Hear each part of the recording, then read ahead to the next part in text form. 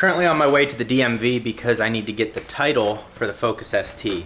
I have the, the lien interest release information from State Farm because that's who I financed the Focus ST for. But I actually paid it off back in 2018 and never got the title in the mail for some reason. So yeah, I need to get that. That way I can sell it. The ST would have already been sold twice if I had the title to the car in hand, but I didn't. I thought I did in all my files, but I was never sent the information. So now I need to go to the DMV to get all of that information. That way someone can possibly come look at it today and buy it. But yeah, it is all cleaned up. I really haven't driven it much because it's so clean. So I've just been keeping the dust off of it and detailing it when I get some time. That way the next buyer just gets a pristine ST. So let's get it started up and head over to the DMV. I've actually been enjoying having the ST as a garage queen a little bit. So what I just did recently is I picked up some of this Chemical Guys synthetic quick detailer. Chemical Guys is really hit or miss with their stuff. The problem with Chemical Guys is you can go to their website and they have 15 different glass cleaners, 94 different quick detailers, and 700 sponges. And they're like, this is good for the, it's like, it's such overkill. But through all of that, I've bought a lot of their stuff. A lot of it's junk, some of it is good, and that quick detailer is one of the good ones. I'll have it linked down in the description below. But I've actually just been keeping it. You can see how clean this paint looks. And I'm just keeping the dust off the car. And there's some water streaks from when I washed it recently. It's just been kind of nice. I mean, all the adventures I've gone on with this car all over Arizona, California, I think Arizona, California, Nevada are the 3 states. I don't think I've been to New Mexico.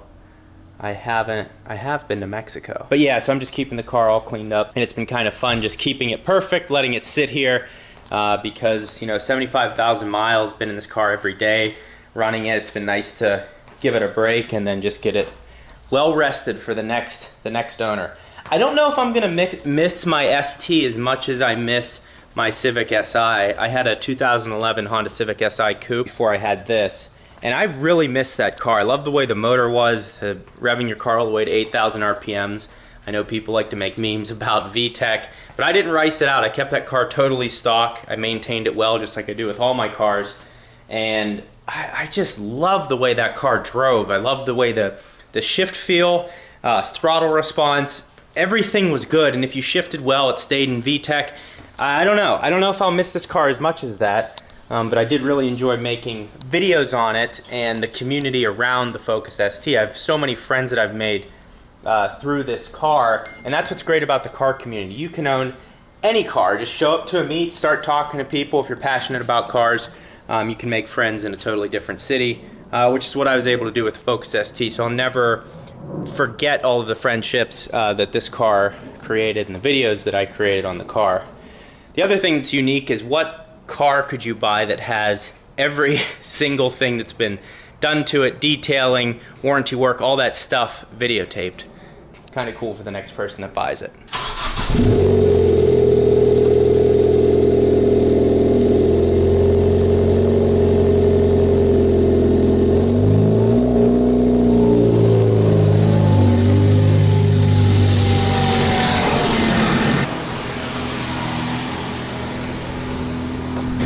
Oh, I love the exhaust on this thing. I don't know if I ever showed this in any of my videos, but I have this sunscreen. I think I got it from CJ Pony Parts. That fits perfectly into the windshield here. Kind of nice. I used it a lot less ever since I got the windshield tinted, but it does fit perfectly. Oh my God. That was 1 hour and 45 minutes of just sitting and sucking in coronavirus. They are shipping me the title, so I'll have that in less than 3 weeks, so the car is here for at least another 3 weeks. But yeah, so the main point of the video is what can you replace your Focus ST with? And I have a couple options for you. We're gonna start with VW. I think the GTI is an obvious answer, so we're just gonna go ahead and skip over that one. We're trying to move up in ranks, and the GTI is very similar to the Focus ST. Now, some of you will be very triggered by that statement and say that the GTI is a luxury vehicle, blah, blah, blah, blah, blah. Yeah, but the GTI is also, the chassis is not as lively as the ST. Yes, it is a nicer car. Yes, it is more put together. The assembly is a little tighter on a Volkswagen, so I'm with you there. But the car that I would go at is a Golf R. Now, one of my friends, Brad, he actually bought a Golf R. He went from a 2015 ST3 to a beautiful Golf R here entering Walmart parking lot. Anything could happen here. I don't think I've driven it, actually. He took me for a ride. We did launch control. If you click the video at the top of your screen, you can check that out. But the Golf R is an amazing option. Not only are you moving up to a more luxury car with the option of having a dual clutch transmission, the DCT in that thing is so good. I actually rented a Golf R. You can click the card at the top of your screen so you can check out that video. I really loved having that car. The reason that I didn't go with a Golf R and I ended up going with an M2 is just because it's a hatchback. It's very similar to the Focus ST. I wanted something totally different. But all-wheel drive, launch control, if you get, I think, a 2018 and up, you get the new infotainment system. They're beautiful cars, they are reliable, and you can get them warranted up to 125,000 miles.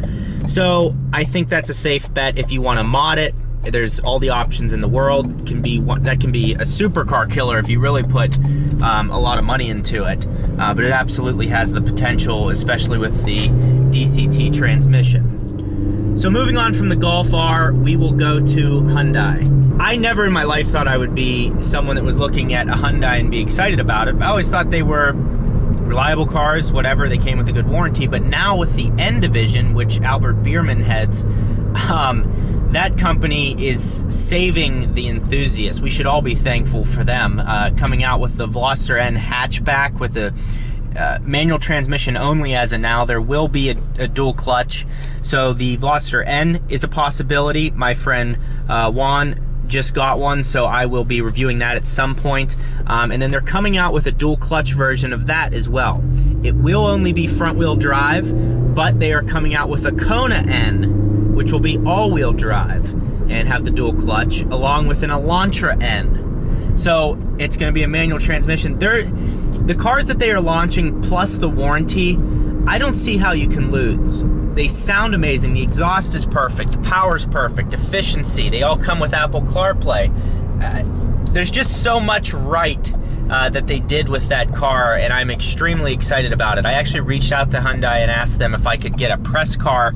The lady responded back, and she just said there's none available right now. So maybe with the dual clutch version, I can make that happen.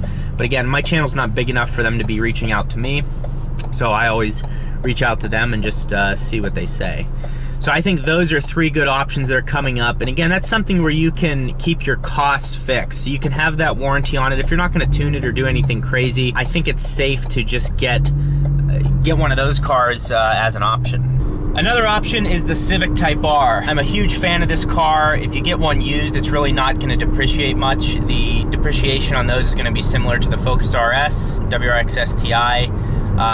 You know, it has the perfect power range, and then it's the perfect starting price.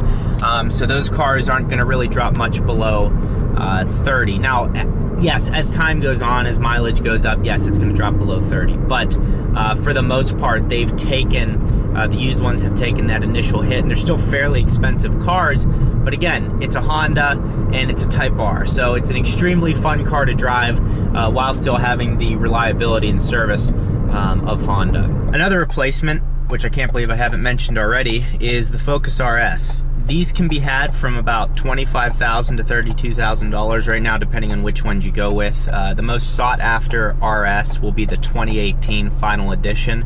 That came with the Quaife differential, that came with the carbon fiber shift knob, basically came with all the carbon fiber trim that the RSs should have come with from the beginning. Not that it's that big of a deal, but the plastic trim that they come with, it should be the carbon trim that the ST3 comes with, which really changes the interior of the car. So I think that's a great option. That Final Edition is gonna hold its value very well because of the upgrades that it has. It has the black roof, black spoiler, so that's the way you can tell, and it only comes in nitrous blue and red. I don't know if it was called race red. I don't remember the specific language they used to describe the color, but yeah, those are the two colors it comes with. That's gonna be the one that holds value over time and performs a little better than the other ones. Additionally, if you want to jump up in luxury a little bit more, your options would be, I would look to Mercedes. Mercedes makes the A35 AMG, which I'm a big fan of, and they also make GLA 45, which you can get used for a great price, because now the new body style of the